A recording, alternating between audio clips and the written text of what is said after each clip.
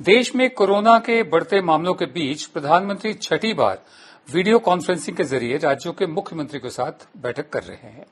बैठक हो चुकी है। 16 जून यानी आज प्रधानमंत्री मोदी ने जिन 21 राज्यों और केंद्र शासित प्रदेशों के मुख्यमंत्रियों से बातचीत की, उनमें पंजाब, असम, केरल, उत्तराखंड, झारखंड, छत्तीसगढ़, त्रिपुरा, हिमाचल प्रदेश जैसे राज्य शामिल हैं। ये वो राज्य हैं जहां अभी तक कोरोना वायरस का कम असर देखने को मिला है। मुख्यमंत्रियों के साथ बैठक में प्रधानमंत्री मोदी ने कहा कि भारत में कोरोना मरीजों उनका जो रिकवरी रेट है वो 50% से ऊपर है। भारत दुनिया के उन देशों में है जहां कोरोना के मरीजों का जीवन बच रहा है। मोदी ने यह भी कहा कि हमने कोऑपरेटिव फेडरलिज्म का सबसे अच्छा उदाहरण पेश किया। प्रधानमंत्री ने कहा कि हम कोरोना का बढ़ना जितना रोक पाएंगे उतनी ही हमारी अर्थव्यवस्था खुलेगी। और उन्होंने जो किसानों की मदद का कहा कि जो हाल ही में रिफॉर्म्स किए गए हैं किसानों की फसल की मार्केटिंग में, उससे बहुत फायदा मिलेगा। और 17 जून यानी बुधवार को प्रधानमंत्री मोदी महाराष्ट्र, तमिलनाडु, दिल्ली, गुजरात, राजस्थान समेत 15 राज्यों के मुख्यमंत्रियों के साथ बैठक करेंगे। ये वो राज्य है जिनमें कोरोना वायरस की रफ्तार जरा ज्यादा रही है, लेकिन राजस्थान अब रिकवरी की तरफ ज्यादा बढ़ रहा है। उसने पड़ोसी राज्यों को भी मदद देने की पेशकश की है। साथ ही ये वो राज्य है जिन्हें रिवर्स माइग्रेशन के कारण सामने आई समस्याओं का सामना करना पड़ रहा है। और साथ में मैं आपको बता दूं, मेरे साथ हैं संजय कपूर, आप हार्ड न्यूज मैगजीन के संपादक हैं। संजय, बहुत शुक्रिया अपना समय में देने के लिए। कोरोना से लड़ाई के मोर्चे पर इस वक्त एक चुनौती वायरस का स्प्रेड होना रोकना है और दूसरी तरफ उन लोगों की जान बचाना है जिन्हें इससे सबसे ज्यादा खतरा है। क्या आपको लगता है कि अब केंद्र और राज्य के बीच अब काफी दिनों बाद एक ऐसी कोऑर्डिनेटेड स्ट्रैटेजी बन पाएगी जिससे इन दोनों मकसद को हासिल कर लिया जाए? मुझे इस बारे में काफी शक है, क्योंकि ये जो सिलसिला अब दिखाई पड़ रहा है ये तो कोई नया नहीं है। पहले भी प्रधानमंत्री मुख्यमंत्रियों से बात करी, उन्होंने कई दफा कोऑपरेटिव फेडरलिज्म के बारे में बात करी, अगर नहीं भी करी तो उसका मुजाहरा किया उन्होंने दिया। तो अगर ये उम्मीद करी जाए कि अब हालात बेहतर हो जाएंगे, क्योंकि राज्य अपनी तरफ से कुछ ना कुछ कर रहे थे, कई लोग कामयाब हुए, जैसे केरल के अंदर जिस अंदाज में उन्होंने कोरोना के खिलाफ लड़ाई लड़ी वो वहां कामयाबी रही। पर ताज्जुब की बात यह है कि पूरे मुल्क में जो केरल की कामयाबी का फॉर्मूला था या मॉडल, उसको नहीं अपनाया गया। हमारे प्रधानमंत्री ने उसका जिक्र भी नहीं करा। सिमिलरली आप अगर गौर करें कि राजस्थान में काफी कामयाबी मिली, वहां पे भी केंद्र की बिना मदद के इन्होंने कई सारा काम किया। पर कई सारे इलाके जैसे दिल्ली, जहां के प्रधानमंत्री का अपना कार्यालय है, वहां पे स्थिति इतनी गंभीर और इतनी चिंताजनक हो गई है कि होम मिनिस्टर कल या परसों थोड़े सक्रिय दिखाई पड़े, परंतु सक्रिय होने से ही अपने आप में कोई बदलाव नहीं आता। अगर आप गौर करें, दिल्ली इस समय एक खौफ के साए में गुजर रहा है। सबसे बड़ी समस्या यह है कि लोगों को पता नहीं कि अगर संक्रमित हो जाएंगे तो उसके लिए कहां जाएंगे। तो अगर है ना कोऑपरेशन हो रहा है सेंटर और स्टेट के अंदर, तो उसमें कोई बदलाव आएगा या नहीं आएगा इसके बारे में कुछ खास पता नहीं। तो ये सब चीजें मेरे ख्याल से प्रधानमंत्री को ये बतानी चाहिए कि जो लास्ट माइल है लोगों की जीवन में या लोगों के इलाज के लिए, उसको हमने दुरुस्त किया है कि नहीं। क्योंकि मुख्यमंत्री से बातचीत करना वो अपनी जगह है, वो ये ऑप्टिक्स हैं, परंतु आम आदमी अभी ट्रस्ट करना बिल्कुल बंद कर दिया। उनको इस बात का खौफ है कि है ना उनको अपना इलाज खुद करना पड़ेगा, अपना जीवन खुद संवारना पड़ेगा। जी संजय, मैं आगे बढ़ता हूं। देश में से इस वक्त दो तरह के हालात हैं। एक तरफ कोरोना वायरस का जो संक्रमण है वो फैलता जा रहा है। महाराष्ट्र, दिल्ली, तमिलनाडु, गुजरात जैसे इलाके हॉटस्पॉट बन गए हैं। वहां इलाज के इंतजाम चरमरा रहे हैं, लेकिन साथ ही देश के ज्यादातर इलाकों में लॉकडाउन खत्म होने के बाद रोजमर्रा की आम जिंदगी बहाल करने की कोशिश भी चल रही है। इन्हीं हालात के बीच प्रधानमंत्री मोदी ने फिर से मुख्यमंत्रियों से बैठक शुरू की है। आज पहले दिन 21 राज्य और 6 यूनियन टेरिटरीज के मुख्यमंत्रियों के साथ बैठक की, जैसे हम पहले बता चुके हैं।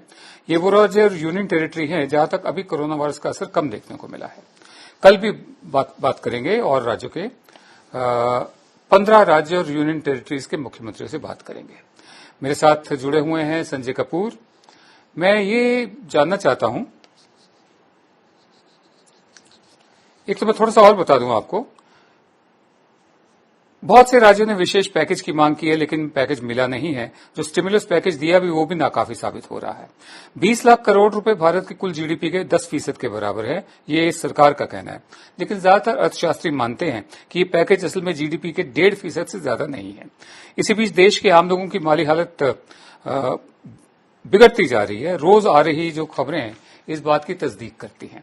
इकोनॉमी कितनी खराब है इसका मिसाल ये सूचना है कि मई में देश के जो इंपोर्ट्स थे उनमें 51% की कमी आई। और उद्योग जगत का हाल यह है कि देश की 1/3 कंपनियां अप्रैल में कर्मचारियों के पीएफ में अपना हिस्सा जमा नहीं करा पाई। टाटा मोटर्स जैसी बड़ी कंपनी को जून से मार्च की तिमाही में 9,863 करोड़ रुपए का नुकसान हुआ। साफ है कि इकोनॉमी पहले से ही बदहाल थी। ये जो टाटा मोटर्स का मैंने आपको बताया ये लॉकडाउन से पहले की हालत है। साफ है कि इकोनॉमी पहले से ही बदहाल थी और कोरोना और लॉकडाउन ने उसका संकट कई गुना बढ़ा दिया है। मैं संजय आपसे जानना चाहता हूं, अब ये इसको खैर दुख मनाने की जरूरत नहीं कि अगर ये किया होता और उस वक्त किया होता तो वो होता। बहरहाल इस हाल के लिए जिम्मेदार कौन है हम सब जानते हैं। और कोऑपरेटिव फेडरलिज्म का आपने भी जिक्र किया और प्रधानमंत्री ने भी जिक्र किया, वो लॉकडाउन के वक्त नहीं इस्तेमाल किया गया था। आगे की तस्वीर आपको क्या दिख रही है?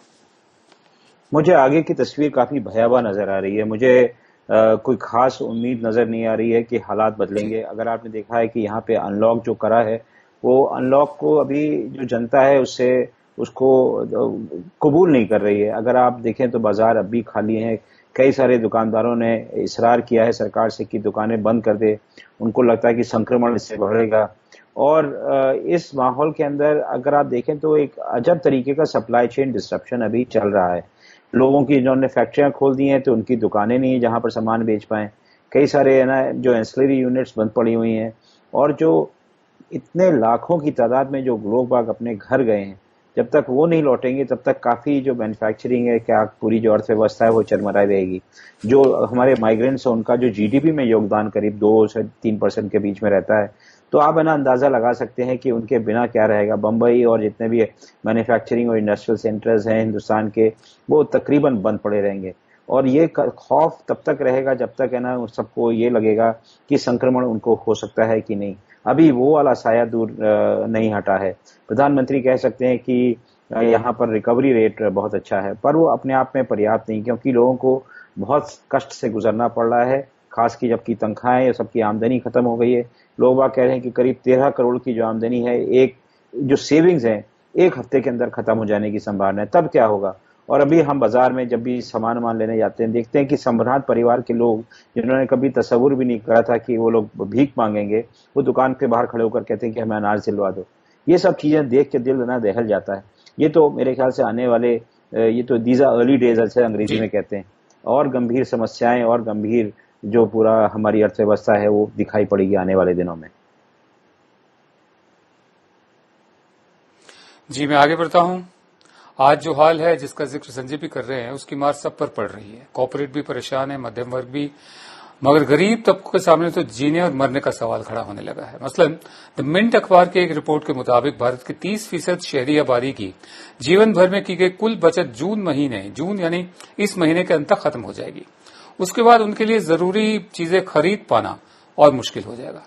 टाइम्स ऑफ इंडिया की रिपोर्ट के मुताबिक नौकरी मिलने की उम्मीद टूटने के बाद बड़ी संख्या में पोस्ट ग्रेजुएट और ग्रेजुएट नौजवान खेतों में मजदूर के रूप में काम करने को मजबूर हो गए हैं। द टेलीग्राफ अखबार में एक रिपोर्ट में बताया गया कि पश्चिम बंगाल के देहाती इलाकों में गरीब तबकों के लोगों के लिए नकदी कमाने के सोर्स, कैश कमाने के सोर्स बिल्कुल खत्म हो गए हैं। इस कारण वो बार्टर सिस्टम में चीजों की अदला बदली करके जिंदगी गुजार रहे हैं। यानी चावल के बदले नमक, तेल वगैरह वगैरह, और मछली के बदले कुछ और, इस ढंग से काम करने को मजबूर हो गए हैं।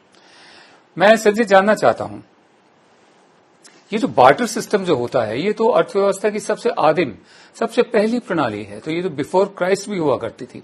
फिर जब करेंसी आई, जब समाज संगठित हुआ, सरकारें बनी, तो सरकारों का सिक्का चलता रहे, उसके लिए करेंसी आई। अब आज के दिन ये हालत है कि हमारा जो 100 रुपए का नोट है उसकी कीमत 100 रुपए नहीं है, वो कागज का नोट है, कागज का टुकड़ा है, लेकिन जनता को भरोसा है करेंसी पे। इस वक्त ये है कि जो सरकारी सिक्का है, करेंसी है, वो है ही नहीं लोगों के पास। इस हालात को कभी सोचा था कि ये भी होगा कि हम बार्टर सिस्टम पर उतर आएंगे? हालांकि ये अभी सिर्फ बंगाल तक महदूद है, कुछ इलाकों में। नहीं, ये बहुत ही दुखद स्थिति है और इसके लिए अगर किसी के ऊपर जिम्मेदारी अगर लगानी है तो उसमें सिर्फ हमारी जो इस समय सरकार, हमारे प्रधानमंत्री है जिन्होंने सब निर्णय लिए, यहाँ पर एक है ना जो विजन होना चाहिए था, जो एक बुद्धिमत्ता का परिचय करना चाहिए था, जो इंटेलेक्चुअल इंटरवेंशन होना चाहिए था ऐसी अभूतपूर्व क्राइसिस में, वो मिसिंग है। और ये दुर्भाग्यपूर्ण बात यह है कि कई सारे लोगों ने समझाने की कोशिश करी, जैसे कोई करना प्रपोजल ये भी था कि आदमी सब जितने भी लोगों की नौकरी खत्म हो रही है उनको करीब 7,500 या 8,000 रुपए दे दो, सवाल मत पूछो, उनके हाथ में पैसा दे दो। और ये सब चीजें जितने भी है ना पूंजीवादी व्यवस्थाएं उन्होंने करा, जिसको कि हम लोग है ना सोच भी नहीं सकते। कनाडा ने करा, अमेरिका ने करा। अमेरिका का आप देख लीजिए जो स्टिमुलस पैकेज वो $1 ट्रिलियन में जाता है और ज्यादा ट्रिलियन के ऊपर जाता है, जितनी हमारी पूरी जीडीपी है उसके बराबर जाता है। और हम यहाँ पर है ना क्विबल कर रहे हैं कि है ना हम इतना देंगे, हमने 20 लाख करोड़ दे दिया, पर जो कैश इन हैंड है वो नहीं है लोगों के पास।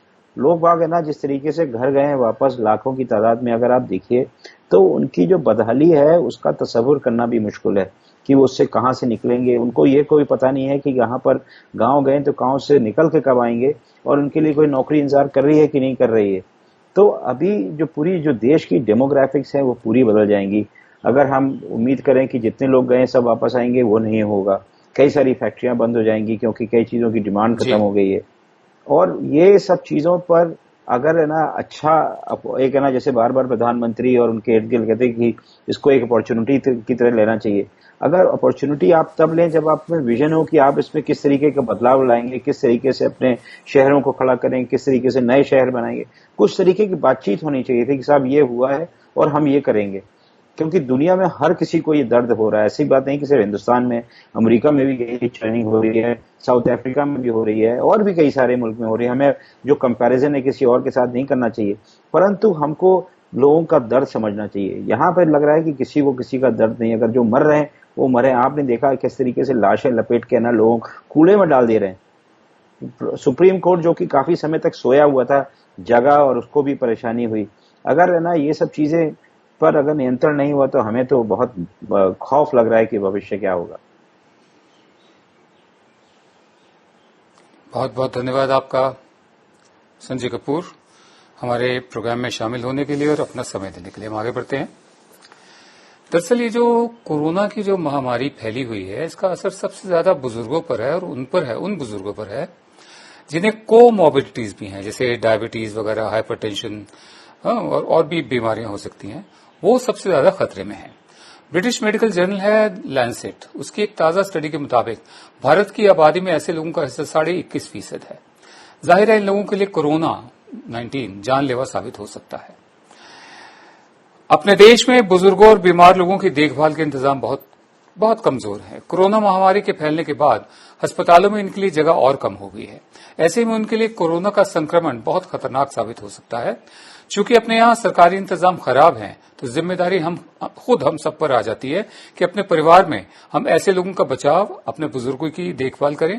एक बार जब ये महामारी थम जाती है तब जरूर हमें ये मांग पुरजोर तरीके से उठानी होगी कि अब देश में सबसे ज्यादा तरजीह, इंपॉर्टेंस हेल्थ केयर और कमजोर लोगों को हिफाजत दी जाए। हेल्थ केयर जो हमारा है अभी भी सरकारी है, चरमराया हुआ है, उसकी तरफ तवज्जो नहीं दी गई।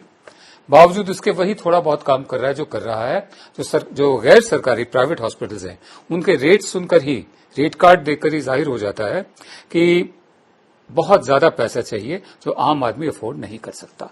हम उम्मीद करते हैं कि एक दफे जब ये महामारी थम जाए तो जो तरजीह है, जो प्राथमिकता है, वो हेल्थ केयर होगी, सेहत होगी और किसी न किसी तरीके लोगों के पास डायरेक्ट कैश ट्रांसफर किया जाए।